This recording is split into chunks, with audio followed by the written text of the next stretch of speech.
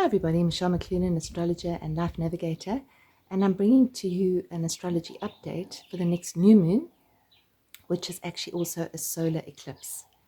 Now this is a solar eclipse that very seldom happens. It's called a ring of fire. It's called an annular eclipse. So as the eclipse happens, it doesn't completely obscure the sun. So the moon kind of, from our perspective, the moon moves across the sun and leaves a ring of fire. Now the eclipse is happening all over. Obviously we feel the energy no matter where we are, whether we can see it or not, but it's happening specifically over the US and South America. So that means that it's even stronger for them because they're actually able to see the eclipse. It'll be interesting to see what that brings about for North America and South America. So what does that mean kind of symbolically? Well, it's basically shining a light into the subconscious, into the unconscious, if you like. And so a lot of unconscious, subconscious patterns come up at any kind of eclipse, a solar eclipse or a lunar eclipse. The next lunar eclipse, which will be a full moon, will be on the 28th of October. And then I'll speak about that then. But this is actually the eclipse season. And as we lead up to the eclipse, you might be feeling the energy of it because it can be quite intense, eclipses. This eclipse has the potential to burn away that which we don't need anymore, and to bring to our attention that which we need to see. So this eclipse is in the sign of Libra, which means that the sun and the moon are together in the sign of Libra. And when we have an eclipse, what happens is the nodes of the moon are caught up into that eclipse. So the nodes of the moon represent our fate and our karma. That which we've come to clear in terms of our karma and our sort of balancing karma, what we've come, our baggage, if you like, and what we're moving towards, our highest potential, if you want to call it our destiny. So when eclipses happen, the full moons and the new moons always integrate with the south node or the north node of the moon.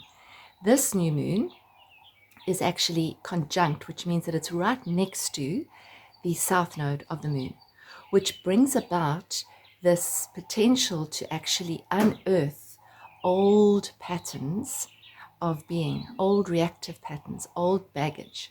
So you might be feeling it. It can be quite intense. The intensity comes from the fact that, first of all, it's an eclipse, but second of all, these two sort of luminaries in the connection to the south node are also in a square to good old Pluto, and Pluto is the planet of transformation. So this does feel like yet another evolutionary shift in consciousness. And the focus of this shift is actually on balance because it's in the sign of Libra. So that doesn't mean that we're going to feel balanced. It means that we will be shown where the imbalances lie in our lives. Are we working too much? Are we working too little? Are we giving too much? Are we giving too little? Where are the imbalances? So that's a really good question to ask in your life. Where do you feel out of balance, out of whack? The other thing that comes up in a Libra new moon is that the focus comes very clearly and squarely onto relationships, because Libra is a sign of the other, and it's opposite the north node in Aries, which is me. So it's me versus you. How am I engaging with you, and how are you engaging with me? And this can bring up issues in relationship that we might not have seen before. It can also bring up things from the past, which we may have had relationships in the past that didn't work out. And now we can see more clearly why they didn't work out. We could maybe even see, under the light of this eclipse, under this ring of fire, which is shining the light into the shadows, we might even be able to see our own shadow more clearly, our own pain body, our own reactive patterns. We might be able to see them more clearly at this new moon, so we can actually consciously choose to start releasing those old patterns, because we often form those patterns as protective mechanisms, and then we get stuck in the same loop. And you might have noticed that you can have relationship after relationship after relationship, and the same things come up. So if that's happening for you, then this is a real opportunity for you to see it, acknowledge it, not blame or judge it, just see it. It's interesting. I'm reacting this way, and I actually remember reacting that way in that relationship. And it's not only referring to love relationships or intimate relationships. It's referring to relationships in general, close one-on-one relationships. And obviously the relationship that we have with others is a mirror of the relationship that we have with ourselves and with life. So it's very much about looking at our relationships. How is my relationship with myself? How do I honor myself? Do I honor my body? Do I honor my emotions? Do I honor my creativity? Where do I place myself on the long list of things that I have to do, or people that I have to serve, or people that I might want to please? So that's the first relationship that we need to look at. The second and third are the people around us. How are those relationships? Where are those imbalances? What is this person that's standing in front of me mirroring to me? What's he or she showing me that I might not have seen about myself and which I might have projected onto them? It could be a time when emotions start to actually get quite big and quite full because of Pluto and because of a number of other things that are actually happening. The focus really is on relationships, and it is on intensity. The other thing about this new moon is Venus, which is the ruler of the new moon, is actually opposite Saturn.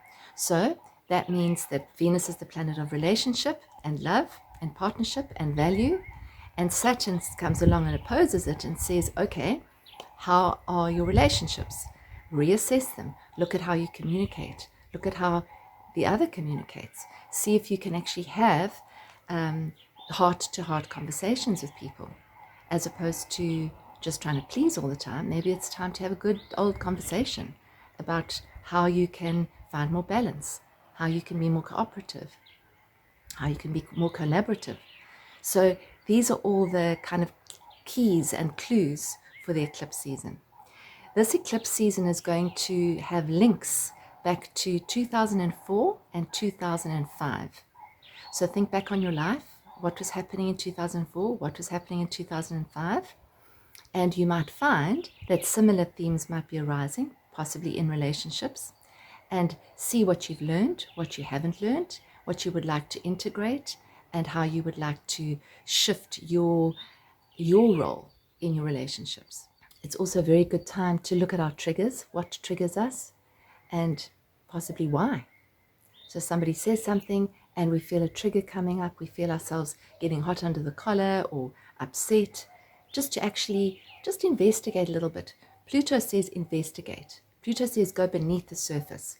Don't just look at it and accept it. Just see, what could this be representing to me? Why is this such a trigger? Where is this anger sitting? Where is this fear sitting? So it's very, very powerful. It's very, very transformational. It's another evolutionary shift in consciousness. Evolutionary because the North Node, the South Node are evolutionary, and Pluto is evolutionary. And this is with us still for months to come, but it's sort of coming to a little bit of a head now with this eclipse season, which is going to go on for a little bit. You know, if you look at Libra, which is where the South Node is and where the Moon and the Sun are, and you look at the opposite, which is Aries. Aries is about me and mine, and Libra is about you and yours. So it's the scales. It's looking at the scales, looking at the balance, and seeing how we can actually harmonize and see how we can actually step into the middle of those scales, which is where true balance lies, and which is where we make no more karma.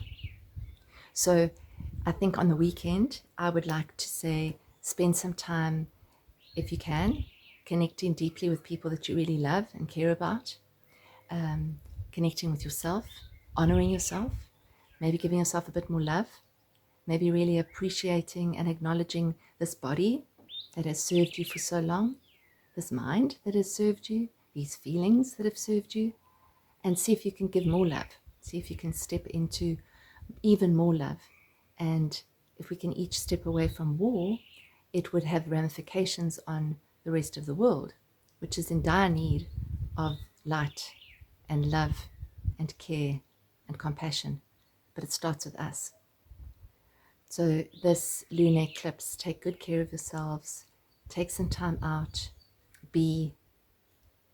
journal if you need to journal, spend time in nature, seep in the beauty of Mother Earth. That really, really helps. It's a new moon in an air sign, which means that the more you can breathe, the more you can connect with the air, the space around you, the more you can get space from the drama, the better. You might find yourself pulled almost into that ring of fire and feel like you're surrounded by fire and drama. So where's the center point? The center point would be right in the middle of that wheel. So the fire could be burning around something in your life, but if you can find the balance in the middle, then you can navigate this with grace. So I hope that has brought some light to the burning ring of fire. And if you'd like to see how this plays out, how this eclipse season plays out in your particular chart, you're welcome to give me a call or send me an email and book a session. It is basically what happens with personal charts is this happens for all of us, but then depending upon where these transits are happening in your birth chart, what houses in terms of what areas of your life, that will give you an indication of how it's playing out in your life and can give you insight into how to actually navigate it so that you're moving into your full potential as a being of light. If you like this video, please subscribe and press the notification button, and then you'll be notified when I post a video, which is every 2 weeks. And you're always welcome to join my partner John and I. We do a weekly Facebook Live on a Sunday evening. We won't be doing one this week because we'll be away, but from the following week we will be doing one. So you're welcome to like our page, which is Journeys of Awakening on Facebook. And we also have an online community called Inner Space, which you're also welcome to join, and the link details of that are in the description below. Thank you very much for listening, everybody, and all the best. Take care.